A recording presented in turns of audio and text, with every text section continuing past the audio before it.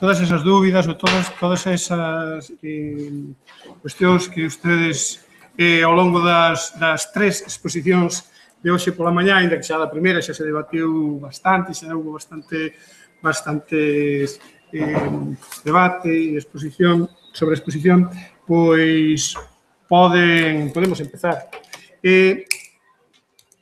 Eu quería facer unha pequena reflexión para empezar, así, dunha maneira moi pedestre, pois todo o que se está falando, o tema de digitalización, a xestión de toda a documentación, sen dúbida, estános falando da democratización do patrimonio cultural. Sen dúbida, a función principal do patrimonio cultural, sexa o que sexa, atópese no soporte no que se atope, a función do patrimonio é unha función social. Non é un obxecto para guardar nun almacén, senón que ten que cumprir unha función social. Esa función social é o que xustifica que se conserve, que haxe que conservar a nosa memoria.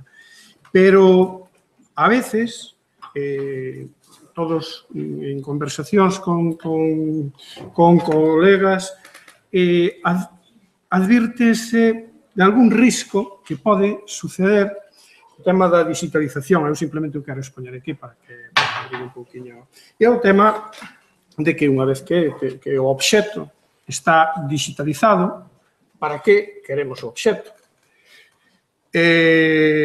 Unha imaxe pode sustituir a unha escultura, pode sustituir a un cadro ou a un documento. Un DVD pode sustituir a un museo e, desde o punto de vista político e funcional, é moitísimo máis fácil xestionar un DVD que xestionar un museo ou un arquivo ou unha biblioteca con todos eses problemas que ten, non? Eu penso que ese risco non existe, pero, bueno, non sei que pensan os contertulios sobre ese risco, porque desde o punto de vista da responsabilidade política, moitas veces pois vemos decisións que verdadeiramente son, podes entender como insultos á intelixencia. Xa teño o documento fotografiado, xa teño a información, para que conservar, restaurar, xestionar un patrimonio tan difícil de conservar. Para qué? Non sei que pensan ustedes e os contertulios. Bueno, yo creo que aquí habría que distinguir entre lo que le puede ocurrir a los museos y lo que le puede ocurrir a las bibliotecas y a los archivos. Y aquí retomamos la conversación de antes en cuanto a estas semejanzas y diferencias entre estas tres instituciones. Yo empezaría diciendo que lo que decía Vito de la democratización ya no es un deseo, ya no es una buena voluntad, es una mera cuestión de supervivencia. Es decir, o las instituciones de la memoria son útiles y estar a disposición de todo el mundo significa ser útiles, o desaparecerán. Desaparecerán porque siempre habrá, los presupuestos siempre van a ser escasos y las necesidades prioritarias siempre van a ser otras, ¿no? ¿Por qué comprar un cuadro si los hospitales están desatendidos, ¿no? Esto es lo que está en boca de cualquiera, ¿no?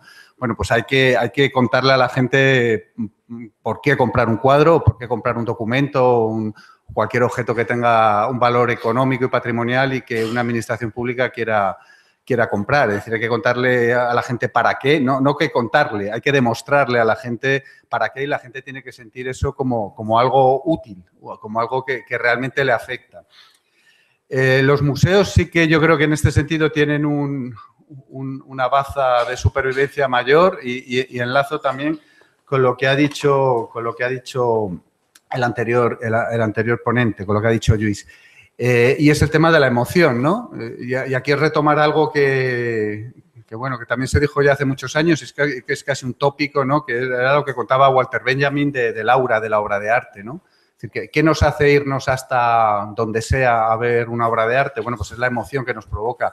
Y esa emoción nunca nos la va a provocar una digitalización, una reproducción, por muy perfecta que sean. O sea, en esto de las reproducciones de obras de arte se está llegando a unos extremos alucinantes. Hay un museo en Japón en el que se ha reproducido la Capilla Sistina, y se ha reproducido la Capilla Sistina a además con un sistema que va a hacer que mientras que la Capilla Sixtina se va a seguir ensuciando y degradando, la Capilla Sixtina japonesa no va a permanecer íntegra dentro de 100 o de 200 años.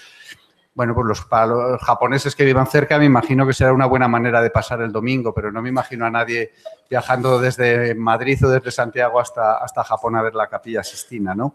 Allá hay un hecho diferencial que realmente va a mantenerse, ¿no?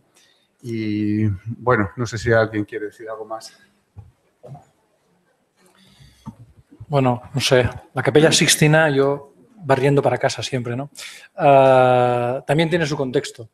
Es decir, probablemente no vas solo a ver la Capilla Sixtina, sino que vas a ver también Roma y aprovechas para ver la Capilla Sixtina, ¿no? Yo creo que en esas emociones el contexto es fundamental. Volviendo sobre la pregunta, yo creo que eso, al menos, eso se daba hace algunos años. Ahora, digamos, los responsables políticos, la tentación de eliminar el original o no justificar el centro, ese es otro tema. Se están, digamos, cambiando los planteamientos, porque, por ejemplo, en nuestro caso han empezado a ver que preservar la memoria digital no es barata, no es barato, no es barato. Incluso preservar en la nube, si se hace de manera controlada y concertada con un tercero, no es barato, no es nada barato. Entonces, hay que preservar la memoria digital porque la tienes digitalizada y la inversión en dinero es elevadísima, pero también justifica el original, digamos, conservar el original por muchos motivos. Otra cosa es que nosotros también hemos hecho digitalización substitutiva, sabiendo que era para eliminar el original. Pero eso ya son, digamos, quizá otras batallitas. Pero yo insistiría sobre todo en el hecho de que determinados centros, o sea, que todos los centros, los museos, yo coincido con Javier, lo tienen más fácil, pero no pensemos en grandes bibliotecas, pensemos en bibliotecas locales. Cuando la tendencia, dicen, que yo no lo creo, los libros van a ser mayoritariamente digitales, claro, la biblioteca va a continuar ofreciendo en préstamo libros digitales si puedes acceder por otro lado. Pensemos en escala local. A mí me interesa pensar en escala local, a pesar de que estamos hablando de temas evidentemente globales, ¿no? Pero a escala local la biblioteca tendrá su función como punto de encuentro. Entonces, que es más fácil que lo tenga la biblioteca que no que lo tengan los archivos. Lo que sí es cierto es que en los últimos años nosotros hemos incrementado los actos que requieren, digamos, usuarios presenciales, indirectos, no solo a consultar documentos, sino a hablar de documentos, ¿no? Entonces, siempre que hemos organizado actos de este tipo, la gente responde muy bien y el único inconveniente que tenemos es que el archivo histórico está donde está y hay que subir y tenemos mucha gente jubilada que le cuesta subir. Pero bueno, ese es otro tema. Pero la gente se moviliza y sobre todo incluso jóvenes se movilizan cuando ofrecemos la posibilidad de participar, ¿no? Entonces, esa participación también se abre. Yo estoy ahora aunque no trabajo en ello, lo mío es prácticamente gestión de documentos y llevo solo la coordinación técnica a alto nivel del archivo histórico y del CRDI, pero me interesa especialmente el tema usuarios presenciales y cómo estos usuarios presenciales en el campo de los archivos, por ejemplo, para solventar el impacto ante los responsables, generen sus propias memorias y cómo sus memorias convertidas en documentos pueden ser reutilizadas para generar memorias nuevas. Abrir los archivos a este tipo de público probablemente daría la razón al teorema de Pareto, es decir, que el 20% de los casos genera el 80% del impacto y eso es fundamental. Es decir, nosotros tenemos más de 1 millón de consultas, pero lo que tiene más impacto a nivel local y lo que justifica delante de nuestros responsables políticos es que cada semana cuando organizamos determinadas conferencias tengamos casi 80 personas fijas que se apuntan, ¿no? Resérvame la silla, no reservamos a nadie, pero bueno, sí, de acuerdo. Esa gente es la que luego encuentra al alcalde, el Girona es fácil, al concejal y dice, oye, muy bien esos chicos, esos chicos del archivo que bien trabajan. Yo creo que eso, o sea, pensemos en global, pero trabajemos en local. Yo quería hacer una pregunta a Javier. El Museu del Prado parece um bom exemplo de convivência das áreas de biblioteca, museu e arquivo. Os profissionais, bibliotecários, museus e arquivistas, trabalham integrados ou isso só se dá a nível digital? Vamos a ver, trabajan, sí, relativamente integrados. Para empezar, se partió de esta unificación administrativa que yo creo que sí tuvo un efecto, ¿cómo diría yo?, en cuanto a las políticas generales de lo que estábamos haciendo, que es las que hemos venido impulsando. Por supuesto, cada uno funciona con sus especificidades, con sus reglas de descripción, etcétera, etcétera. Pero, desde luego, pues por ejemplo, el impulso hacia el acceso, que era un impulso que, en fin, que había estado bastante cercenado, pues se dio y, desde luego, se ha empezado a funcionar. Se han empezado a funcionar con políticas comunes de reproducción, de acceso. El punto de consulta, que cuando yo empecé a encargarme de esto, hubo un primer proyecto de separarlos. Bueno, era inviable económicamente, porque, claro, entre otras cosas, converger muchas veces es también un tema económico. Converger es más barato que tener 20 sitios separados. Entonces, sí trabajamos en torno a unas líneas generales de actuación y, desde luego, también ha sido fundamental entender que estábamos todos documentando una colección y que estábamos documentando una colección no solo para nuestros conservadores, no solo para nuestros restauradores, sino para todo el mundo. Esto, bueno, ha sido un cambio, creo yo, en los últimos años y esto sí que ha producido unas líneas generales de actuación comunes, aunque luego, desde luego, haya funcionamientos específicos, cada uno por su lado, ¿no? Creo que, bueno, por otro lado es inevitable, ¿no?, que haya determinadas especificidades a la hora de trabajar entre estos tres asuntos. Yo, desde luego, sí, la integración bibliotecas-archivos, yo no sé, yo la he vivido toda mi vida profesional, ¿no? O sea, siempre han estado muy, muy en paralelo. Los museólogos, museógrafos, ha sido siempre una especie de nos queremos, no nos queremos, porque es verdad que, en fin, que trabajamos con objetos muy, muy diferentes. Yo ahora sí, ahora me veo abocado a unificar y a converger. Y, desde luego, sí, se puede hacer mucho en este terreno, porque, desde luego, sí trabajamos con información todos, es una obviedad.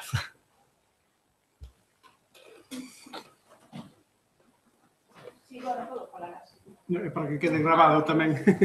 Pues de detrás, igual.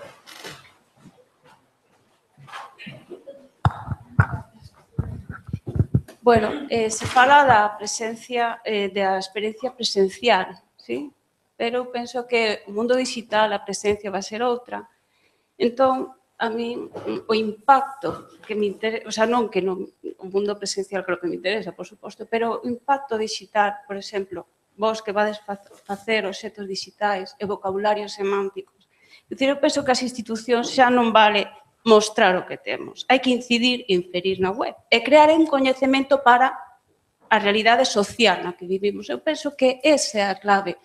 A presencia, a experiencia presencial vai existir sempre, quero dicir, é distinta. O importante é que os nosos usuarios dentro de 20 anos a xestión do coñecemento vai ser completamente distinta. Entón, eu quería facer unha pregunta ao Museo do Prado, que vai crear esos vocabularios por parte da institución. Esos vocabularios pensan para eles mesmos ou pensan, por exemplo, para recursos educativos, para presencia.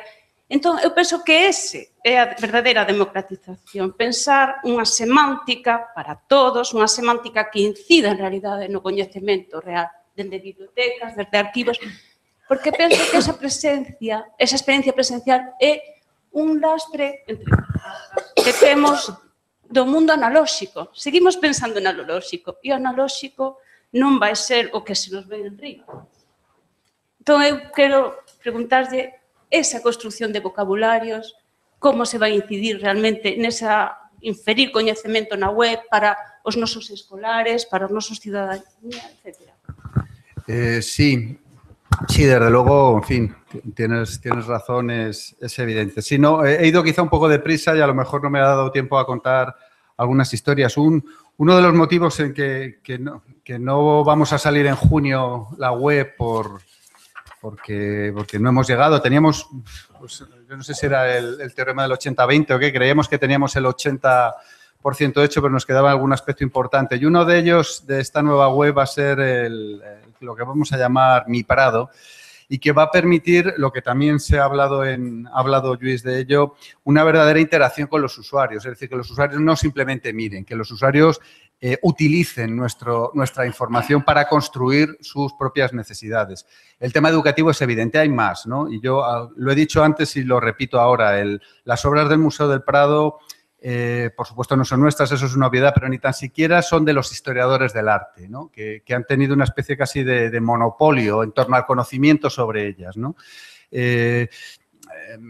Los que estamos, en fin, en este mundo un poco de la historia del arte, a veces, bueno, y de hecho a veces esto llega a los periódicos, a veces parece que lo fundamental es saber si una obra es de 1720 o de 1730, o es de Francisco de Goya o es de un discípulo suyo. Bueno, pues esto es importante y tiene otras cosas, efectos económicos, pero el conocimiento que hay en torno a nuestras obras, citaba el ejemplo de las aves, citaba, bueno, muchísimos otros ejemplos que se podían poner, afecta a otros muchos más campos del conocimiento. Es decir, todo ese esfuerzo que hemos tenido en torno a los aspectos puramente histórico-artísticos de las obras de arte, sin que lo podamos desdeñar, no nos podemos quedar ahí. Entonces, sí, por supuesto, esta construcción de vocabularios, ya hay, no sé, hay ejemplos que tenemos muy cercanos. La empresa con la que estamos trabajando, que es NOS, una empresa de Logroño, de La Rioja, tiene una web una web activa que se llama Mis Museos y que de alguna manera es una pequeña maqueta de las posibilidades que tiene la web semántica para las colecciones de los museos, el ejemplo de la DBpedia. De luego sí que vamos a trabajar y probablemente sean los aspectos educativos los más relevantes, aunque no los únicos. Se trata de que desde luego un profesor pueda entrar en nuestra web, pueda coger nuestra información y pueda construir lo que ahora mismo todavía lo puede hacer con un enorme esfuerzo, con un enorme trabajo. Se trata de que lo haga de manera sencilla. Probablemente en unos años lo que hace ahora un profesor de latín que quiere explicar mitología a sus alumnos en el Museo del Prado, que es prácticamente tiene que coger una monitora, una guía que le cuente los cuadros del Museo del Prado y qué es lo que representan, pues se lo pueda construir él la tarde anterior a la visita al museo y pueda explicárselo él mismo a sus muchachos.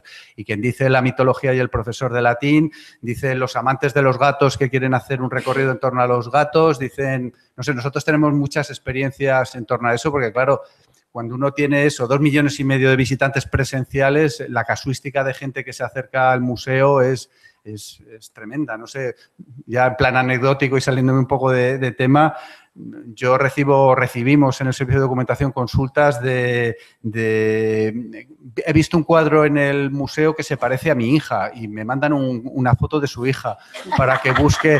Todo esto es un poco de chiste, pero vamos, hay decir, los reconocimientos faciales, los programas de reconocimiento facial es algo que está ya también activo. Se podrían hacer las cosas más variopintas porque lo que busca la gente, una persona que entra por las puertas del Museo del Prado para ver los cuadros y las esculturas es de lo más variopinto. Y hay que dar satisfacción a esa gente, insisto, no porque seamos generosos y seamos muy buenos, es porque si no, no vamos a sobrevivir. Como queramos seguir contando la misma historia a esta generación empantallada, que es ya la que hay, ya no va a haber otra cosa, pues nos vamos a quedar, vamos a tener que cerrar muchas puertas, más de las que creemos. Yo quería añadir algo, yo creo, en dos cuestiones. El tema vocabularios no es sencillo. Yo no tengo claro que los vocabularios, si estamos hablando de vocabularios con interoperabilidad semántica, puedan ser para un público o para otro. Es decir, en estos momentos lo que se está trabajando, si tenéis experiencia con Europeana, sabréis los problemas que genera el MIN, que es el repositorio intermedio para gestionar los metadatos y volcarlos a Europeana. Entonces, esto, y no entiendo demasiado de ello, porque es una cosa que te supera. Y cuando se crean los vocabularios, ves que vas mirando a los diferentes socios europeos y cada cual tiene sus problemas.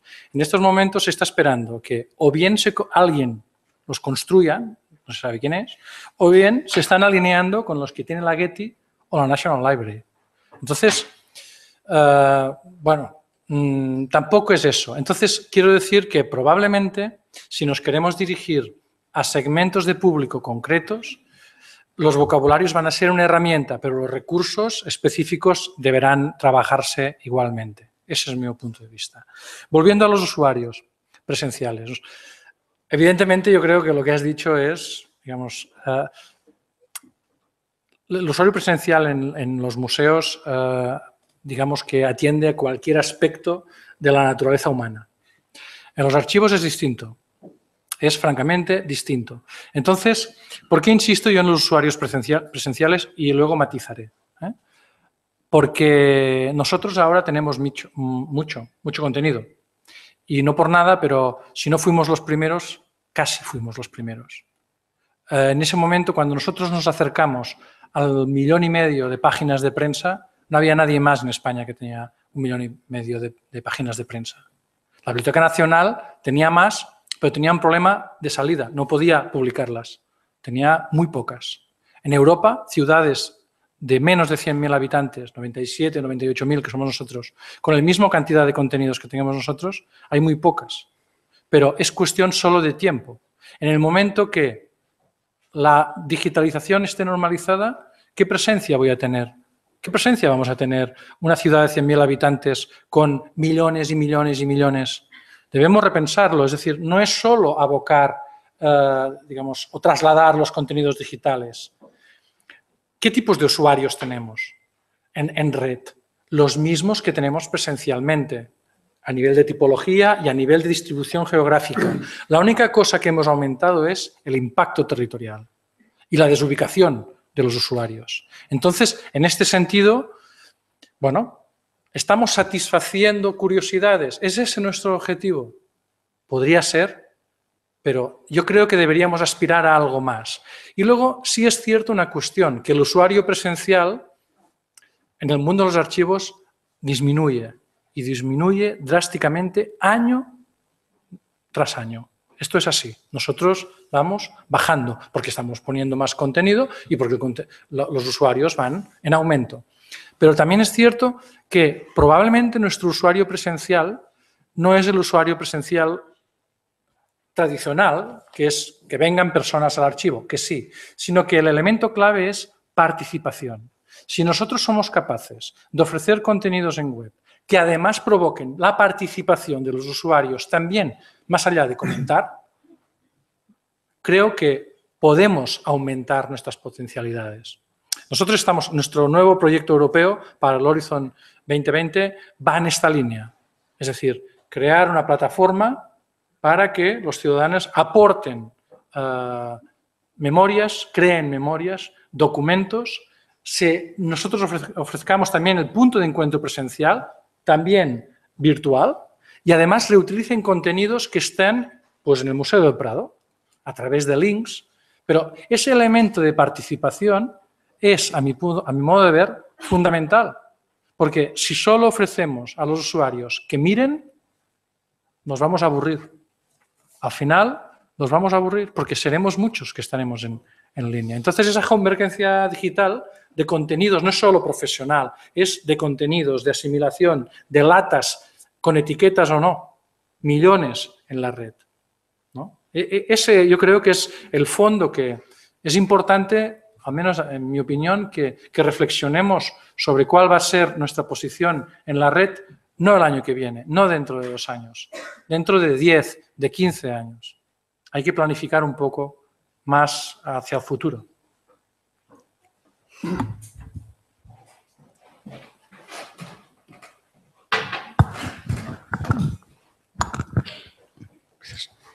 Unha pregunta para o señor Esteve Casellas.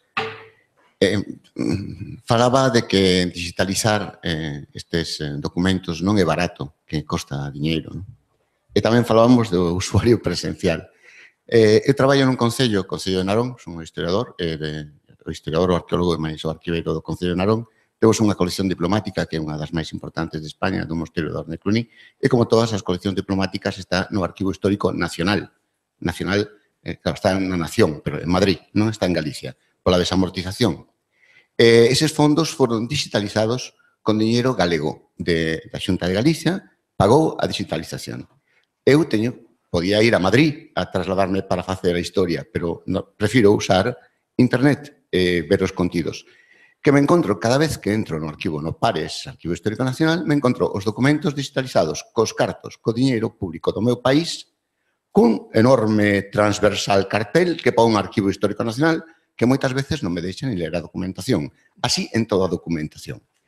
Penso que alguén non lle entrou todavía na cabeza que os documentos públicos, cando se digitalizan, son públicos. Non teñen que levar esas marcas, que fagan como o Museo Británico, que pongan a marca que queiran, pero nunha esquina.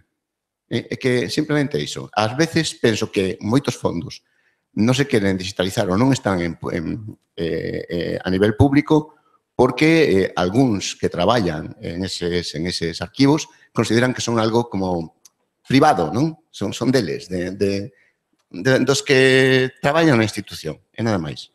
Non sei que pensa ao respecto. Sí, no, de hecho, hace algunos años, y lo comentábamos antes al salir en la pausa, hace como 3 o 4 años, creo, hubo un debate en Archiforum sobre el uso de marcas de agua en documentos en línea.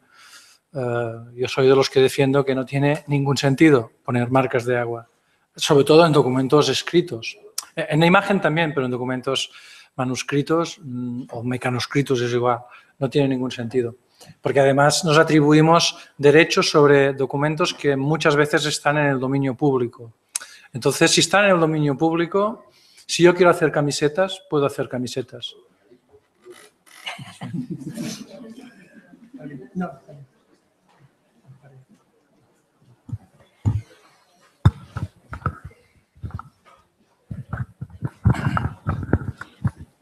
Bueno, a ninguno nos gustan, quería también aportar que a ninguno nos gustan obviamente las marcas de agua, pero tienen un sentido legal. O sea, el archivo histórico, bueno, yo no soy del archivo histórico, pero bueno, me imagino que lo hace porque existe una orden de tasas públicas que les obliga a cobrar por cada una, porque es verdad que el objeto es de dominio público, pero no la digitalización, con lo cual existe una...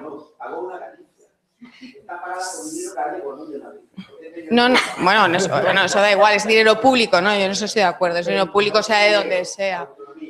Entonces, ¿qué ocurre? Que incluso los documentos que están digitalizados por el archivo histórico con dinero de Madrid, pues también llevan la marca de agua porque es que hay una obligación legal. Entonces, que está muy bien lo de defender la desaparición de las marcas de agua, pero tiene que ir eso con un respaldo. O sea, es que lo primero que hay que luchar no es que desaparezcan las marcas de agua, es que desaparezca la orden.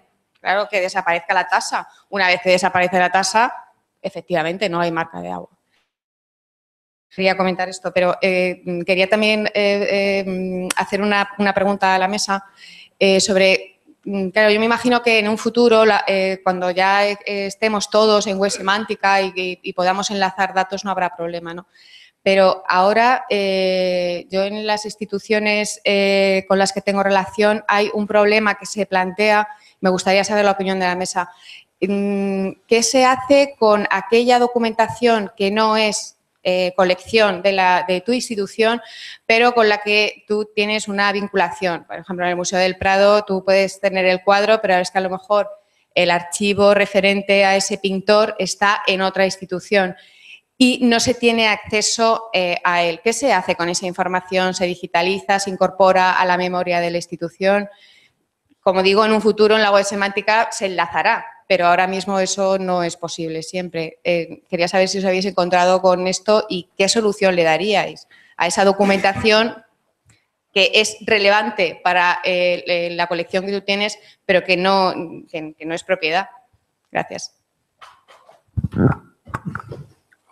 En nuestro caso nos hemos encontrado con fondos, sí, fondos que a la mitad están en una institución y o la parte principal la tenemos nosotros y una parte pequeña, por cuestiones las que sean, están en otro archivo. En ese caso, algunas veces lo que hemos pactado es la digitalización de la parte. También es cierto que una biblioteca nos pidió la parte por el todo, entonces, bueno, tampoco nos pasamos, ¿no? Yo creo que eso, la digitalización aunque no haya la web semántica, lo resuelve. Nosotros completamos colecciones, por ejemplo, de prensa en cooperación con la Biblioteca Provincial.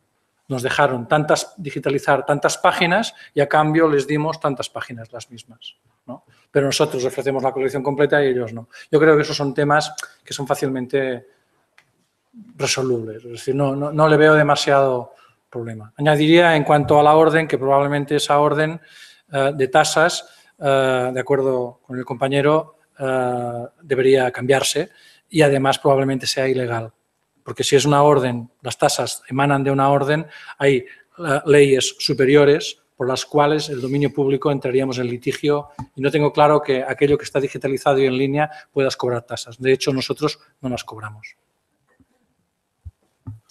Sí, nosotros desde luego hemos encontrado documentación que nos afecta. No hemos llegado a tener la experiencia de firmar un convenio, por ejemplo, con el AGA, que hay mucha documentación del Prado. Yo, de todos modos, creo que esto en pocos años ya vamos a dejar de hablar de esto porque el Linked Open Data nos va a empezar a cambiar bastantes paradigmas. Y, desde luego, sí, las marcas de agua son un error. Son un error. El Prado salió con marcas de agua. Tuvimos una respuesta bastante furibundas y legítimas, creo yo. Yo creo que, desde luego, no se va a ningún lado con estas marcas de agua que están intentando poner una especie de pezuña, y me vais a perdonar la expresión legal, sobre algo que evidentemente, una vez que uno lo ha colocado ahí, y más con dinero público, hay directivas europeas que hablan de que todo lo digitalizado con dinero público, y sea de quien sea ese dinero público, tiene que ser de acceso público. Es un problema porque sobre todo hay, y yo vuelvo, esto también lo he dicho en mi intervención, hay un intento de pensar en que esto puede ser una fuente de ingresos económica, este control de la información y de las imágenes. Yo creo que no podemos ir por ahí porque nos vamos a condenar a la irrelevancia, porque el archivo que logre, mediante lo que sea, no sé. Tenemos el caso del arte contemporáneo, que no hay nadie aquí, bueno, no sé, igual alguien hay entre el público. El caso del arte contemporáneo es una tragedia, lo que está ocurriendo. Se está impidiendo la difusión de cualquier artista, incluso aunque el propio artista quiera difundir su obra. Es decir, en cuanto uno tiene sus derechos cedidos a la VEGAP, es que ya pierdes el control sobre tu propia obra. Yo he vivido alguna experiencia de esto en la Biblioteca Nacional, lo vivimos en el museo. Cada vez que tenemos un cuadro de Picasso que tenemos que hacer algo con él, últimamente ocurre con cierta frecuencia. O sea, puede tener uno a las 2 horas al abogado de la sucesión Picasso si uno se le ha ocurrido dejar un día más una obra que te han cedido durante una semana. Yo, bueno, detrás de la sucesión Picasso evidentemente hay un negocio gigantesco, pero en otros artistas menores simplemente estamos cercenándonos la difusión de lo que estamos haciendo. Yo ya digo que sí, por un lado está lo que dices tú, yo creo que hay directivas de rango superior, y por otro lado está también la reflexión que debe tener cualquier institución de qué estamos haciendo con dinero público, con trabajo público, ¿no? Si luego realmente alguien piensa que va a ganar dinero de la reproducción y de la digitalización de documentos medievales o del siglo XVII, que vas a ganar 3 y te vas a gastar 300. O sea, es una cosa un poco que no va a ningún lado. Y lo digo porque, insisto, en el Prado tuvimos la experiencia, fue claramente un error poner marcas de agua a lo que salía en la web, y después ha habido mucha discusión interna del grado en fin, del tamaño de las imágenes, de hasta qué punto, y del señor que está haciendo posavasos con las majas en Hong Kong. Pues es que yo creo que a lo mejor nos cuesta más dinero controlar al señor que hace posavasos con las majas en Hong Kong que lo que podamos sacar nosotros de vender esas imágenes a alguien que, si quiere piratear, al final va a piratear. No sé.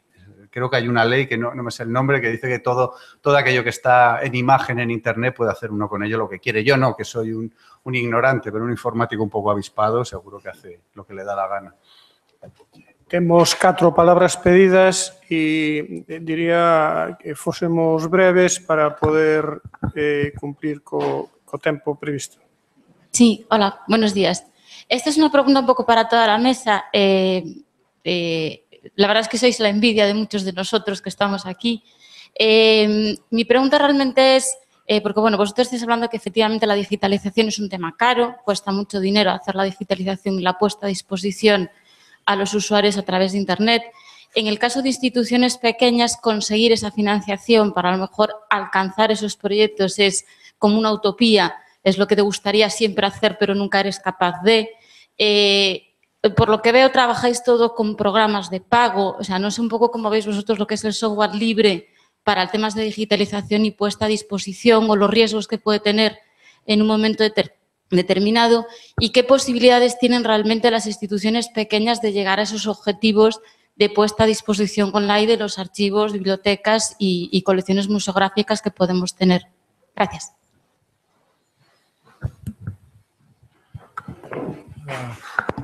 No sabría qué decirte porque realmente el tema es dramático. Es decir,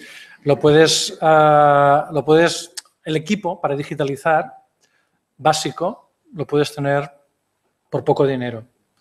A la que aumentes un poco la memoria, te puedes montar todo un equipo doméstico. Otra cosa es el tema de programas de digitalización. Ahí o pirateas, cosa que no voy a decir, no voy a negar que lo he dicho, aunque esté grabado, o pagas. Porque yo personalmente a nivel de software libre no conozco nada. Nosotros en el año 90 empezamos así. O sea, no sé si viste el equipo en la fotografía, bueno, sobremesa y tal.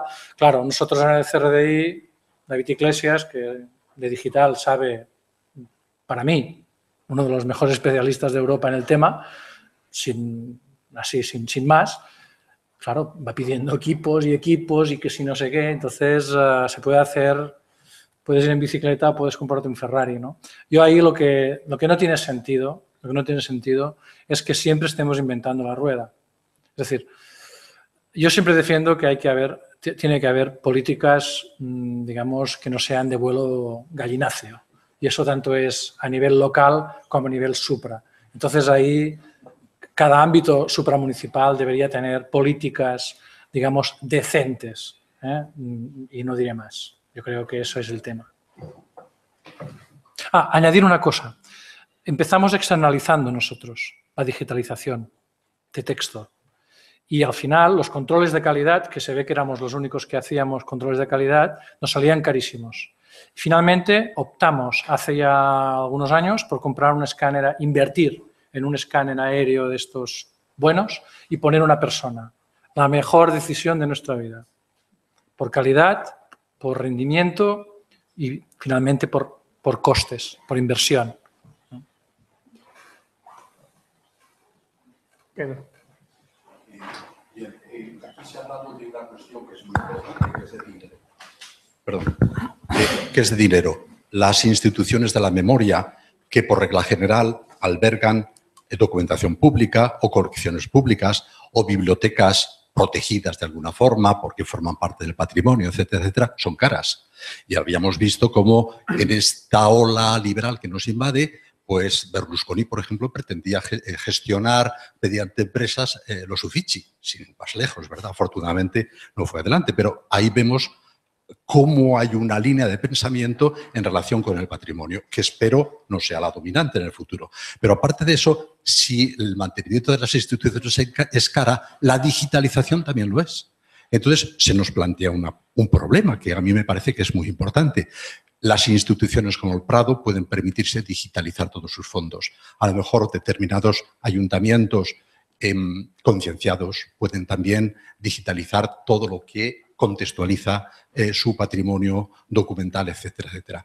Pero, ¿qué pasa con el resto? Es decir, digitalizar significa no solamente difundir, sino de alguna forma mantener la imagen. Cuando hemos visto la destrucción del patrimonio del Próximo Oriente, vemos como por lo menos la imagen nos permite guardar una referencia de cómo eran antes de la destrucción. Y nuestra seguridad europea es una seguridad, entre comillas, también. Es decir, ojalá no sea nunca, pero nadie nos dice que el Museo del Prado no vuela por los aires en algún momento determinado. Por eso, la digitalización me parece que es muy importante y ahí viene un tema que a mí me parece que es necesario reflexionar sobre él. ¿Cómo hacemos la selección de esa documentación a digitalizar? Bueno, yo espero que el Prado está disperso últimamente, lo cual quizás sea bueno. Lo llamamos un poco pretenciosamente Campus Prado y tenemos el archivo en un sitio, las colecciones en otro, los almacenes en otro, igual eso algo sirve. Y luego además tenemos más de 3.000 cuadros por toda España y por muchas embajadas españolas en el extranjero. Pero bueno, yendo exactamente a lo que preguntabas, yo creo que lo que hay que digitalizar es lo singular. Y aquí también enlazo con alguna de las cosas que ha hecho Lluís. Debemos digitalizar, creo yo, aquello que no está en otro sitio, aquello que nos sitúa como insustituibles. Claro, eso ha sido un problema evidente con el fondo antiguo bibliográfico, ¿no? Ha habido unos años en que todo el mundo quería tener su coleccioncita más o menos grande o su gran colección de fondo antiguo digitalizada y al final uno se encontraba con ejemplares prácticamente idénticos que a lo mejor, bueno, para bibliógrafos muy eruditos podía ser útil ver las anotaciones o el estado de conservación de un ejemplar o de otro, mientras que se estaban dejando de digitalizar piezas únicas, ¿no? El caso de los archivos y de los museos es evidente que son todo piezas únicas o casi todo y que no le afecta ese problema. Yo creo que es un problema que más bien debe plantearse en las bibliotecas, ¿no? Y ahí también enlazamos con la dialéctica global local de la que nos hablaba Luis. Yo creo que me ha parecido entender en algún momento que pensabas que desde la pequeña ciudad en la que trabajas, pero no, yo creo que no, que la pequeña ciudad en la que trabajas ha hecho un esfuerzo y un trabajo ímprobo y que desde luego eso tiene un interés global. O sea, yo no creo que lo local, lo pequeño, todo lo contrario. A veces desde las grandes instituciones se está haciendo lo mismo en todas las grandes instituciones. Yo creo que eso es lo que puede ser inútil, lo que puede ser redundante, ¿no? Entonces, yo creo que se debe de ir por ahí, se debe de ir a lo singular. Nosotros cuando iniciamos ese pequeño embrión que he dicho de biblioteca digital, yo lo tenía claro. Tenemos una bonita colección de fondo antiguo que, bueno, que podemos digitalizar algunos de nuestros ejemplares más raros, pero no tenía sentido que yo digitalizara los diálogos de la pintura de Carducho o el museo de Antonio Palomino, que está en la Nacional y en otros cuantos sitios más y que si algún día ocurre la gran catástrofe y la gran destrucción, quede en alguna nube un ejemplar de todas estas obras. Pues nada más. Sí, no sé, es realmente complicado, porque nosotros, o sea, el equilibrio está entre la demanda y aquello que tú consideras, ¿no? Y ese es un debate, digamos, eterno. Sí. Nosotros digitalizamos la hemeroteca porque eran el 50% de las consultas presencialmente y se explota mucho. Pero claro, renunciar, por ejemplo, a poner los libros de privilegios, el recurso documentos singulares con, por ejemplo, 50.000 nombres de personas, 10.000 topónimos del siglo XV, por ejemplo, del libro del Sindicato Remensa. Renunciar a eso. Otra cosa es, claro, vamos a poner estos documentos, ¿no?, que están o bien en latín o bien en catalán del siglo XV, pero es una cuestión de principios, ¿no? Yo diría que es más complicado que la evaluación documental, porque estamos hablando o sea, el valor primario es fácil, ¿no? El valor secundario, ese, yo creo que es lo complicado. Y ahí es donde se demuestra. Cuando tienes que decidir, tengo 1.000 euros y ¿dónde los pongo?, ¿no? Yo creo que es la clave.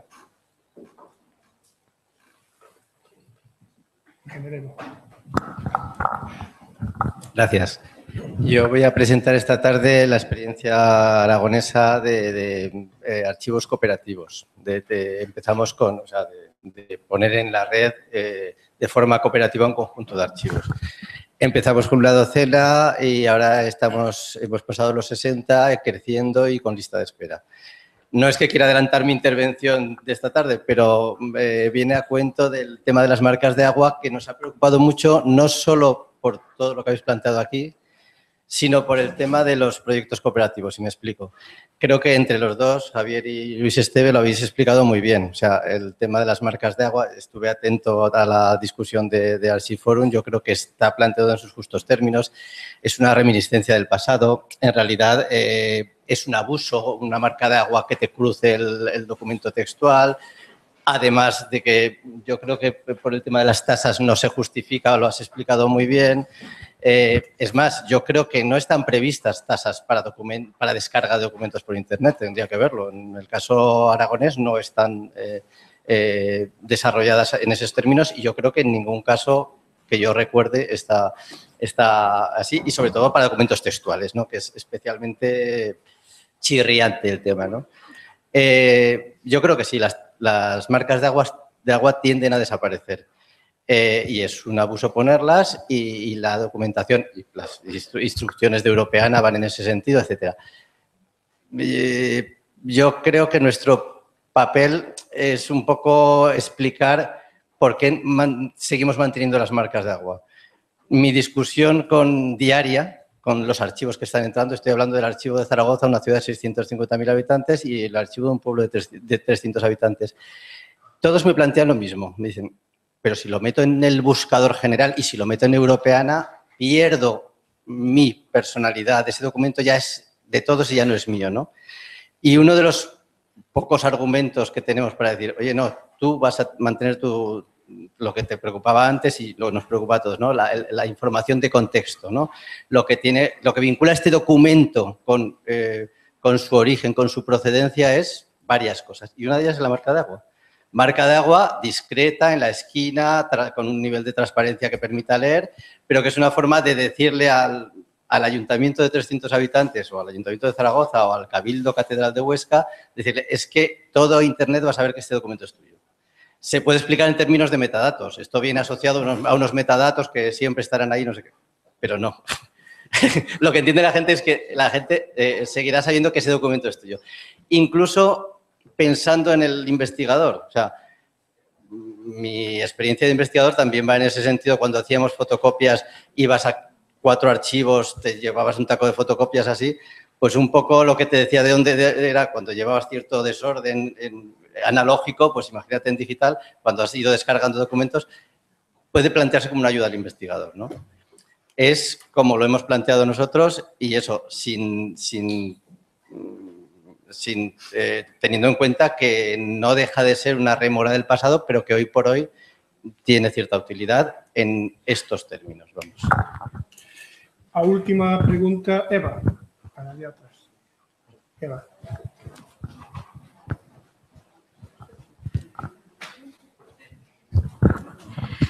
Bueno, gracias. Bueno, yo es que me ha dado un escalofrío cuando he visto de la preservación a la digitalización. Creo que será la preservación con la digitalización o vamos a buscar un punto intermedio, pero me parece que está ocurriendo eso un poco. Se está abandonando preservación de fondos por digitalización de fondos.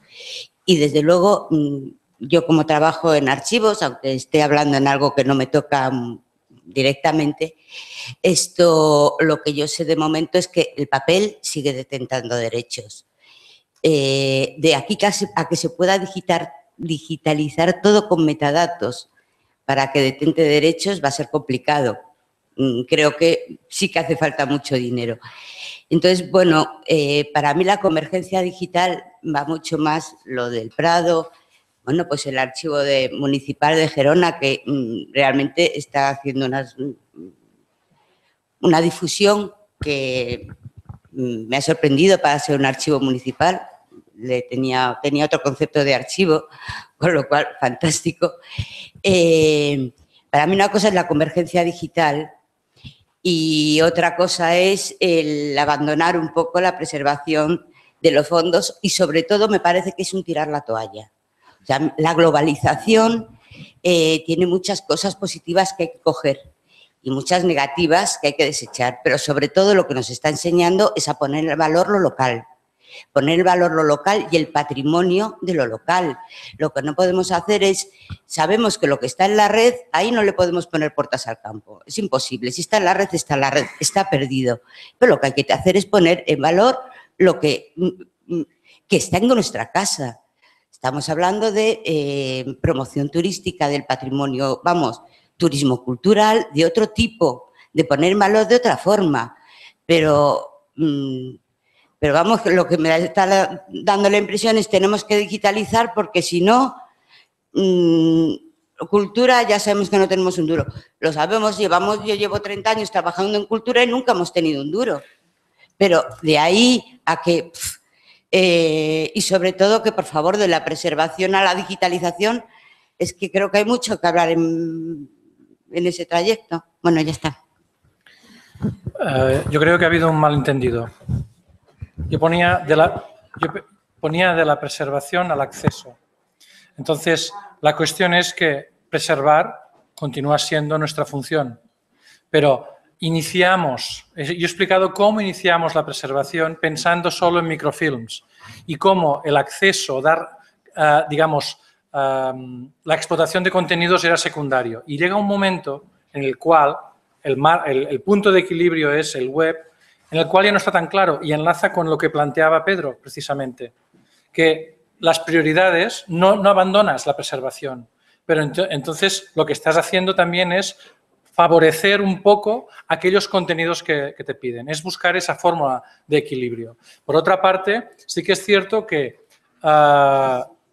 si la digitalización es buena como método de captura, se pueden utilizar como base para obtener luego microfilms, eso también lo he dicho, es decir, pasamos de digital a microfilm y de hecho la gestión del padrón continuo desde el año 96 lo estamos preservando, que es el ejemplo que tenemos en base de datos, los extraemos en PDF, los extraemos en CSV y además hacemos una impresión directa sobre microfilm, los sistemas COM. Entonces, yo creo que ha habido un malentendido, pura y simplemente era por decir cómo enfocábamos la explotación de contenidos, ¿no? Era eso. Y en cuanto a tirar la toalla, evidentemente ahí estamos de acuerdo y como decía el gran filósofo Cantinflas, antes muerto que perder la vida. En eso estamos. Moi ben, moitas gracias a todos e ás 4:30 reanudamos.